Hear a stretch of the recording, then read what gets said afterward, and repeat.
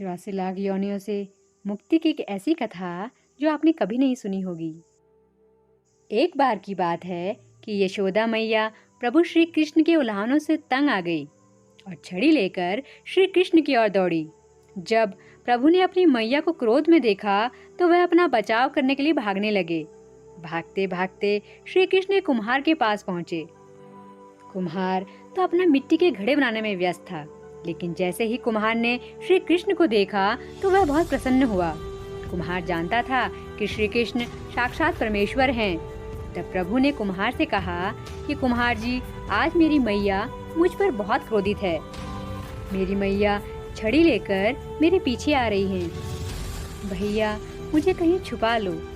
तब कुम्हार ने श्री कृष्ण को एक बड़े से मटके के नीचे छिपा दिया। कुछ ही क्षणों में मैया यशोदा भी वहां आ गई और कुम्हार से पूछने लगी, क्यों रे कुम्हार, तूने मेरे कन्हैया को कहीं देखा है क्या? कुम्हार ने कह दिया, नहीं मैया, मैंने कन्हैया को नहीं देखा। श्री कृष्ण ये सब बातें बड़े से घड़े के नीचे छुपकर सुन रहे थे। मैया तो वहां से चली गई। अब प्रभु श्री कृष्ण कुम्हार से कहते हैं, कुम्हार जी, यदि मैया चली गई हो तो मुझे इस घड़े से बाहर निकालो। कुम्हार बोला, ऐसे नहीं प्रभु जी, पहले मुझे 84 लाख योनियों के बंधन से मुक्त करने का वचन दो। भगवान मुस्कुराए और कहा, ठीक है, मैं तुम्हें 84 लाख योनियों से मुक्त करने का वचन देता हूँ। अब तो मुझे बाहर निकाल दो। कुम्हार कहने लगा, मुझे अकेले नहीं प्रभु जी, मेरे परिवार के सभी लोगों को भी 84 लाख योनियों के बंधन से मुक्त करने का वचन दोगे तो मैं आपको इस घड़े से बाहर निकालूंगा।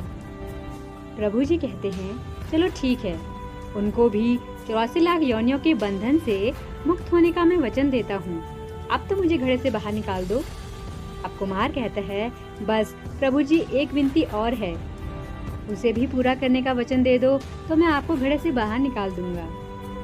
भगवान बोले, वो भी बता दे, क्या कहना चाहते हो? कुम्हार कहने लगा, प्रभु जी, जिस घड़े के नीचे आप छुपे हो उसकी मिट्टी मेरे बैलों के ऊपर लाद के लाई गई है। मेरे इन बैलों को भी 84 के बंधन से मुक्त करने का वचन दो। भगवान ने कुम्हार के प्रेम पर प्रसन्न होकर उन बैलों को भी 84 के बंधन से मुक्त होने का वचन दिया। प्रभु बोले, अब तो तुम्हारी सब इच्छा पूरी हो गई, अब तो मुझे घड़े से बाहर निकाल दो।